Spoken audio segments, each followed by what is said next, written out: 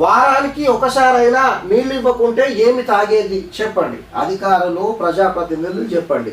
ఇప్పుడు ప్రజలు కట్టే అన్నిటిపైన పన్నుల పైన జీతాలు తీసుకుంటున్న ప్రభుత్వ ఉద్యోగులు, తర్వాత పేదలు ఓట్లేస్తే గెలిచి మీరు కార్పొరేటర్ లెక్క, ఎమ్మెల్యే లెక్క, సో వివిధ పదవుల్లో ఉన్న రాజకీయ నాయకులు మీరు సమాధానం చెప్పు. సో ఈ ప్రజలది కష్టాలు ఎవరు తీర్చాలి? గౌతమ్ నగర్ డివిజన్, ఏకలవ్య నగర్, తూర్పు ఇందిరా నెహ్రూ నగర్ తదితర బస్తీల్లో వారానికి ఒకసారి కూడా మంచినీరు విడుదల చేయడం లేదని స్థానిక మహిళలు ఆందోళన వ్యక్తం చేశారు. బస్తీల వాళ్ళమని యంత్రాంగం చిన్న చూపు చూస్తుంది కాదా? నిజంగానే చెప్పుర్రి. బస్తీలని ఒక రకంగా, తర్వాత కాలనీలు ఒక రకంగా చూస్తలేరా? ముఖ్యంగా ప్రజాప్రతినిధులు మీకు కొంచెం ఆలోచన ఉండాలి. మీకు ఓట్లు ఎవరు వేస్తారు? కాలనీ వాసులు వేస్తారా, బస్తీ వాసులు వేస్తారా? ఎలక్షన్ల రోజులల్లా బస్తీ వాసులు ఒక్కరన్నా బస్తీలో ఉంటారా? మొత్తము పోలింగ్ కేంద్రాల కాడ ఉంటారు. 100% ఎంతమంది బస్తీలలో ఉంటే అంతమంది వచ్చి ఓట్లు వేస్తారు. ఓట్లేసి మిమ్మల్ని గెలిపిస్తే సో మీరు చేసే నిర్వాహకం ఏంది? కాలనీలకు మంచిగా కమిటీ హాళ్ళు కట్టిస్తారు, పార్కులు కట్టిస్తారు, అన్ని కట్టిస్తారు. బస్తీలలో ఏడేసిన బొమ్మలు అన్నీ ఉంటుంది. ఎప్పుడో 20 ఏళ్ళ కింద చేసిన అవే రోడ్లు ఉంటాయి, ఓ కమ్యూనిటీ హాల్ ఉంటుంది. సో వాళ్ళకు కనీస అవసరమైన నీళ్లు ఉండయి. అయిపోయాయి. ఎలక్షన్ టైంలో 500 రూపాయలు 1000 రూపాయలు ప్రజల చేతుల్లో పెట్టి వాళ్ళ ఓట్లు వేసుకొని దులుపుకోవాలి, కథం అయిపోయాయి. మళ్ళీ 5 ఏళ్ళ దాకా వాళ్ళని వచ్చి వాళ్ళు మంచిగున్నారా లేదా అని చూసిన పాపన కూడా పోలేదు. గిదా రాజకీయం అంటే?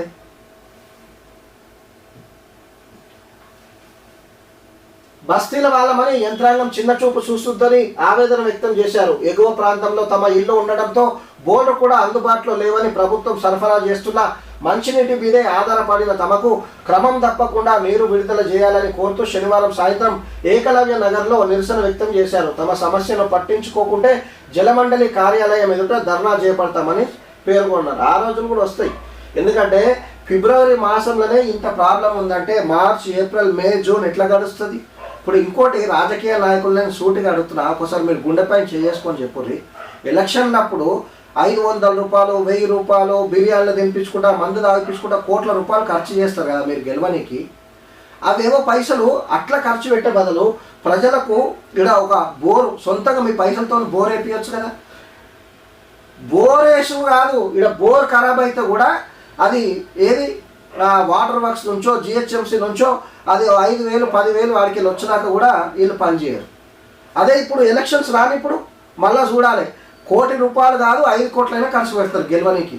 అంటే ప్రజలమైన మనం కూడా ఆలోచించాలి. ప్రజలు ఎలక్షన్స్ అప్పుడు ఎవరు మీ దగ్గరికి వస్తుర్రు, వస్తప్పుడు ఎవరు వస్తుర్రు, ఎవరు కరెక్ట్ అయిన నాయకుడు, ఎవరు మనవాడు, ఎవడు బయటోడు, గెలిచినాక పని చేస్తుండా లేకపోతే 5 ఏళ్ళ దాకా ముఖం చాటేస్తుండా అని తెలుసుకొని ఓటేయాలి. అంతేగాని ఎలక్షన్లు అప్పుడు వచ్చి 500 రూపాయలు 1000 రూపాయలు చేరబెట్టగానే మురుస్తారు, ఓటేస్తారు, 5 ఏళ్ళు ఇట్లా బాధపడాలి. అవసరం అది? ఇప్పటికైనా మారు బస్తీ ప్రజలు. అదేం లేదు, అయిపోయా. అప్పుడు ఏదో ఒక 500 500 1000 రూపాయలు ఇచ్చి చేతులు దులుపుకొని పోతారు, కథం. ఇప్పుడు ఒకటి ఆలోచించాలి, ఎవడు పుణ్యాన్ని చేయడు పని. ఇప్పుడు ఇవాళ వాళ్ళు ఎలక్షన్లో 1 కోటి రూపాయలు ఖర్చు పెడుతున్నారంటే ఆ 1 కోటి రూపాయలకు 10 ఇంతలు సంపాదిస్తారు వాళ్ళు, తెలుసా మీకు? లేకపోతే ఏం లాభం చెప్పు? ఇప్పుడు రాజకీయ నాయకులకు ఎంత జీతం వస్తుంది? కార్పొరేటర్కి ఒక 10,000 వస్తుంది, ఎమ్మెల్యేకి నెలకు ఒక 2 లక్షలు 2,50,000 జీతం వస్తుంది. ఆయంత దానికి ఈ కార్పొరేటర్లు అనేటోళ్ళు కోట్ల రూపాయలు, ఎమ్మెల్యేలు కోట్ల రూపాయలు ఖర్చు పెట్టి వాళ్ళు రాజకీయంలోకి ఎందుకు వస్తున్నారు? ఎందుకంటే ఒక్కసారి రాజకీయంలోకి రాగానే వాళ్ళు పెట్టే ఖర్చు రూపాయికి 10 రూపాయలు సంపాదించుకోవచ్చు, ప్రజల నుంచి సలాంలు కొట్టించుకోవచ్చు, ప్రజల పైసలతోని ఫామ్ హౌస్లు కొనుక్కోవచ్చు, జాగలు కొనుక్కోవచ్చు. ఇగో ఇది వాళ్ళ ఆలోచన. మారు ఇప్పటికైనా. అదిగాక ఇంకోటి కూడా ఆలోచించాలి, రాజకీయ నాయకులు ప్రభుత్వ ఉద్యోగులు అంటే వాళ్ళు మన నెత్తి మీద కూర్చున్న రాజులు కాదు, వాళ్ళు మన సేవకులు. మనం అగ్గిపెట్టె నుంచి అగ్గిపెట్టె కాడికెళ్ళి మనం కొనే ప్రతి దానిపైన ప్రభుత్వానికి పోయే ట్యాక్సులు వాళ్ళ జీతాలు వస్తున్నాయి. ఎప్పుడు తెలుస్తాయి మీకు? ఏమన్నా ఇప్పుడు ఏ ప్రభుత్వం ఉన్నా వాళ్ళ సొంత జేబులకి ఎవరికి జీతాలు ఇయ్యరు, ఎమ్మెల్యేలకు కార్పొరేటర్లకు జీతాలు ఇయ్యరు, మన పైసలే వాళ్ళకి ఇస్తారు. సో మీరేమనుకుంటారంటే మాకు ఇంత రేషన్ కార్డు రాగానే, మాకు ఇంత ఒక చీర రాగానే, సో మాకు ఇంకా అది రాగానే, సో మాకు రాజకీయ నాయకులు ఏమో చేస్తున్నారు అనుకుంటారు. ఏది చేసినా మన పైసలతోనే చేస్తారు. మీరేమో వాళ్ళు ఏం సొంత జేబులకి 1 రూపాయి కూడా ఇయ్యరు. ఇవాళ వాళ్ళు ఎప్పుడు 1 రూపాయి ఖర్చు పెట్టా దానికి 10 రూపాయలు ఏదో ఒక రకంగా వాళ్ళు సంపాదిస్తారు. తెలుసుకోండి.